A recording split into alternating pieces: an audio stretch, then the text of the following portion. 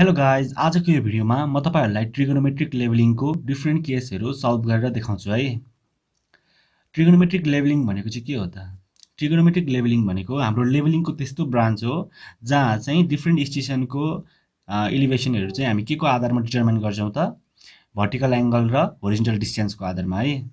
अब हामी vertical angle चाहिँ थियोडाइटबाट लिन्छौँ भने होरिजोन्टल डिस्टेन्स चाहिँ डाइरेक्टली मेजर गर्न पनि सक्छौँ र ट्रिगोनोमेट्रिकल्ली क्याल्कुलेट गर्न पनि सक्छौँ।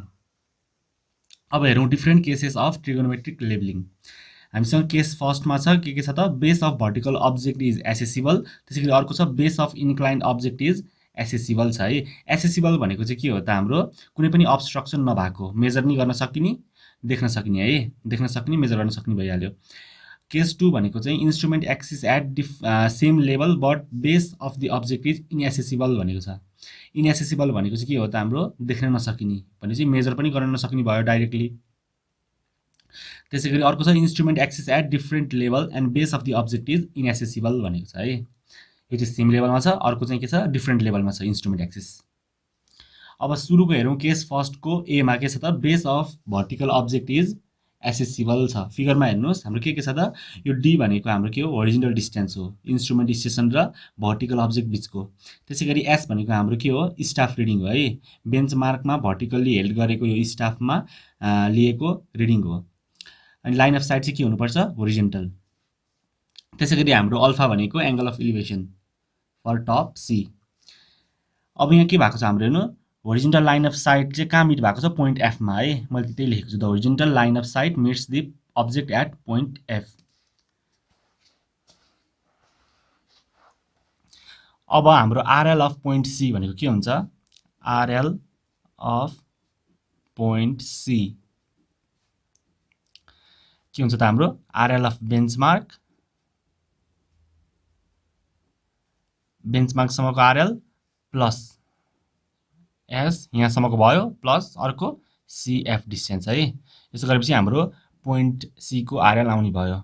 अब हामीलाई आरएल अफ बेन्चमार्क थाहा हुन्छ, एस पनि हामीलाई थाहा हुन्छ, अनि हामीलाई सिएफ को डिस्टेन्स चाहिँ थाहा हुँदैन। अब यो हामीले फाइन्ड गर्नु पर्यो।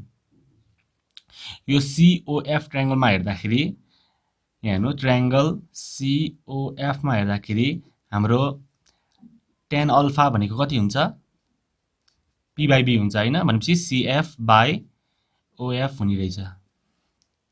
भनेपछि टेन अल्फा भनेको सिएफ भनेको हामीले फाइन्ड गर्नुपर्ने, अनि ओएफ भनेको हाम्रो कति छ? डी, डिस्टेन्स डी छ है।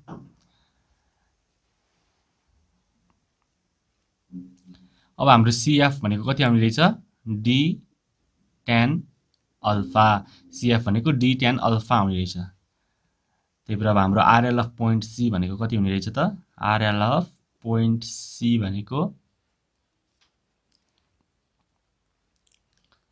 RL of benchmark plus staff reading plus D tan alpha. यो फर्स्ट केस सक्यो है। यसैगरी सेकेन्डमा के छ त? Base of the inclined object is accessible. अब यो फिगरमा हेर्नुहोस्, हाम्रो D1 भनेको के हो त? इन्क्लाइन्ड अब्जेक्ट र इन्स्ट्रुमेन्ट स्टेसन बिचको डिस्टेन्स। त्यसैगरी D2 भनेको इन्क्लाइन्ड अब्जेक्ट र अर्को सेकेन्ड इन्स्ट्रुमेन्ट स्टेसनको डिस्टेन्स भयो है। त्यसैगरी हाम्रो एबी त इन्क्लाइन्ड अब्जेक्ट भइहाल्यो। अनि एक्स भनेको चाहिँ के हो त? हाम्रो इन्क्लाइन्ड अब्जेक्टको फुटदेखि इन्क्लाइन्ड अब्जेक्टको टपबाट ग्राउन्डमा प्रोजेक्ट भएको होरिजोन्टल डिस्टेन्स हो है। यो एक्स भनेको ए बी ड्यासको डिस्टेन्स। त्यसैगरी अल्फा 1 भनेको हाम्रो के हो त? Angle of elevation. कहाँबाट हेरेको? इन्स्ट्रुमेन्ट स्टेसन सीबाट हेरेको टप बीमा। त्यसैगरी अल्फा 2 भनेको एंगल अफ इलिभेसन कहाँबाट हेरेको? इन्स्ट्रुमेन्ट स्टेसन ईबाट हेरेको टप बीमा।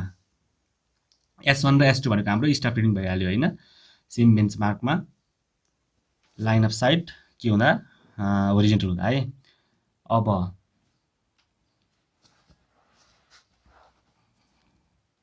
अब हाम्रो आरएल अफ बी भनेको के हुन्छ? RL of point B top of the के हो त? अब्जेक्ट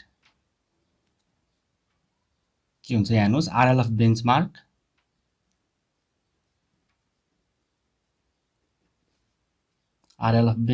प्लस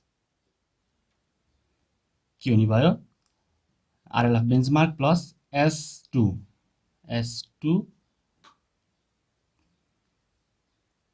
अनि के हुन्छ अर्को प्लस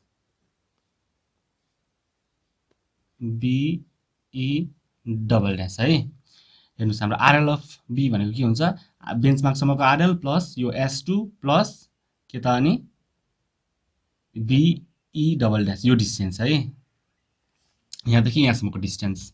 अब यसमा हाम्रो बी, अब यसमा पनि सुरु हामीले के निकाल्नु पर्यो बिई डबल ड्यासको डिस्टेन्स निकाल्नु पर्यो, बिई डबल ड्यास यो भनेको के हुन्छ त यो ट्रायंगलमा हेर्नु है बिई डबल ड्यास ई ड्यासमा यो ट्रायंगल केमा हेर्नु पर्यो हामीले BE double dash E dash ट्रायंगलमा हेर्नु पर्यो। अब यसबाट हाम्रो यो बिई डबल ड्यास भनेको कति आउने रहेछ tan अल्फा 2 इन्टु के हो त d2 प्लस x है। हाम्रो यो डिस्टेन्स ई ड्यासदेखि ई डबल ड्याससम्मको डिस्टेन्स भनेको के छ d2 प्लस x भनेपछि हाम्रो आरएल अफ पोइन्ट बी भनेको कति आउने रहेछ आरएल अफ पोइन्ट बी भनेको RL of benchmark plus S2 plus d2 plus x tan alpha 2 है। अब यसै गरी यसलाई इक्वेसन 1 मानौँ। अब अर्को हाम्रो आरएल अफ पोइन्ट बी भनेको यताबाट यो सेटबाट रिड गर्दा कति हुन्छ त आरएल अफ पोइन्ट बी भनेको RL of benchmark plus S1 हैन RL of benchmark plus S1 अनि प्लस के हुने रहेछ अब बीसी डबल ड्यास। अब यसमा पनि हाम्रो बीसी डबल ड्यास भनेको के हुन्छ यो ट्रायंगलमा हेरौँ यो सानो ट्रायंगलमा के हुन्छ त d1 माइनस x यो C dash C double dash distance भनेको कति हाम्रो d1 बाट x घटाइदियो भने यो डिस्टेन्स आउँछ है अनि tan अल्फा 1 है।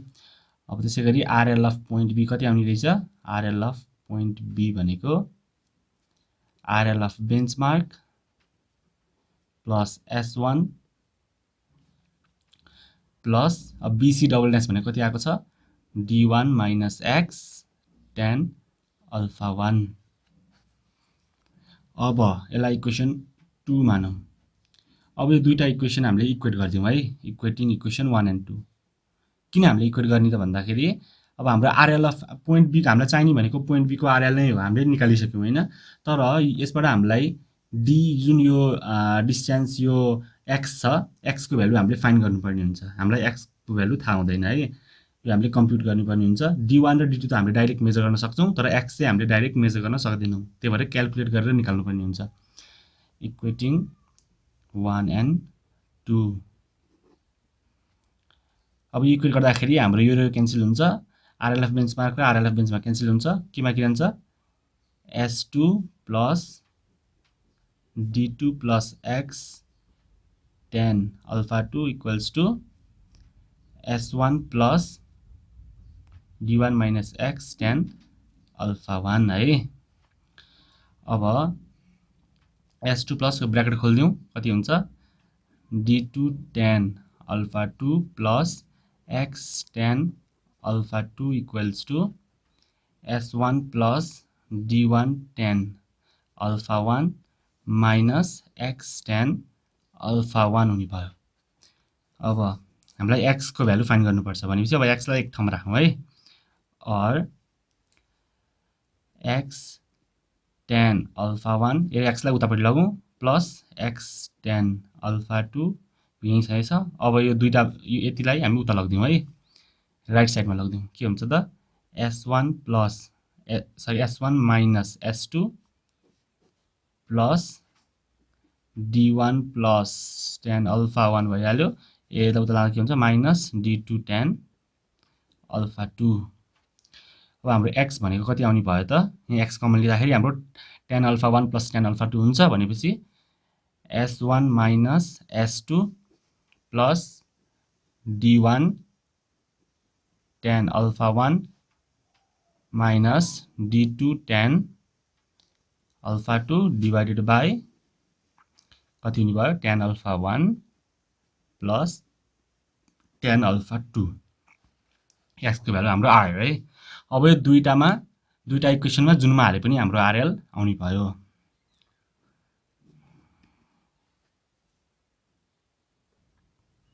यस्तै अब हाम्रो केस 2 को फर्स्टमा के छ त instrument axis at same level but base of the object is inaccessible भनेको छ। अब यसमा हेर्नुहोस् हाम्रो बेस के छ त देखेको छैन है, इनएक्सेसिबल छ। अब इन्स्ट्रुमेन्ट एक्सिस चाहिँ के छ त सेम लेभलमा छ भनेपछि अब यहाँ हेरौँ डी भनेको हाम्रो के हो horizontal distance measure between instrument station A and B है, दुईटा इन्स्ट्रुमेन्ट स्टेसन बिचको होरिजेन्टल डिस्टेन्स भयो। त्यसैगरी डी भनेको चाहिँ हाम्रो इन्स्ट्रुमेन्ट स्टेसन ए र भर्टिकल अब्जेक्ट बिचको होरिजेन्टल डिस्टेन्स हो है। त्यसैगरी एस भनेको स्टाफ रिडिङ भइहाल्यो बेन्चमार्कमा हेल्ड गरेको स्टाफमा पढ्दाखेरिको। त्यसैगरी अल्फा 1 र अल्फा 2 भनेको हाम्रो एङ्गल अफ इलिभेसन। अल्फा 1 भनेको चाहिँ स्टेसन बीबाट इन्स्ट्रुमेन्ट स्टेसन बीबाट टप बीमा हेरेको। त्यसैगरी अल्फा 2 भनेको इन्स्ट्रुमेन्ट स्टेसन बीबाट टप बीमा हेरेको है, क्यापिटल बीमा। अब के गर्नु पर्यो त अब हाम्रो आरएल अफ बी भनेको के हो RL of benchmark plus S plus BC हैन त बीसी। अब यसमा हाम्रो बीसी भनेको कतिवटा आउँछ त बीसी भनेको हेरौँ है त। सुरुमा यो सानो ट्रायंगललाई हेर्दाखेरि हाम्रो बीसी भनेको कति हुन्छ त डी tan अल्फा 2 हुन्छ है, डी tan अल्फा 2। त्यसैगरी अब यो ठुलो ट्रायंगललाई हेर्ने हो भने हाम्रो बीसी भनेको कति हुन्छ D plus D tan alpha 2 small D plus capital D tan alpha 2 हुने रहेछ। भनेपछि हाम्रो आरएल अफ बी भनेको कति आउने रहेछ आरएल अफ बी भनेको RL of benchmark plus S plus एउटा भनेको डी tan अल्फा 2 इक्वेसन 1 मानौँ।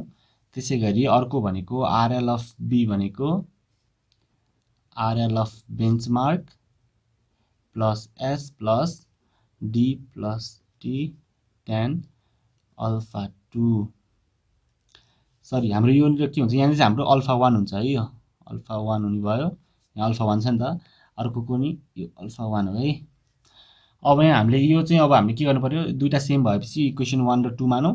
अब यसलाई इक्वेट गरिदिने equating equation 1 and 2 equating equation 1 and 2 हाम्रो आरएल आउने भयो है। हाम्रो चाहिने भनेको के हो आरएल हो, तर हामीले इक्वेट गर्नु पर्यो किन त हामीलाई यो डिस्टेन्स डी त हामीलाई थाहा हुँदैन, यो हामीले क्याल्कुलेट गर्नुपर्ने हुन्छ हैन त। के हुन्छ इक्वेट गरेपछि हाम्रो डी यो नि क्यान्सल हुन्छ यो नि क्यान्सल हुन्छ यो नि क्यान्सल हुन्छ भनेपछि D tan alpha 2 equals to D plus D tan alpha 1 हुने भयो। यसैगरी अब D tan alpha 2 equals to के हुन्छ D tan alpha 1 plus D tan alpha 1 हुन्छ। अब क्यापिटल डीलाई एकै ठाउँमा राखौँ D tan alpha 2 minus D tan alpha 1 equals to D tan alpha 1। अब डी कमन आउने भयो D tan alpha 2 minus tan alpha 1 equals to D tan alpha 1 हुने भयो। अब हाम्रो डी भनेको कति आउने रहेछ त D tan alpha 1 divided by tan alpha 2 minus tan alpha 1। अब यो डी को भ्यालु यो जुनमा हाले पनि हाम्रो आरएल अफ बी आउने भयो है।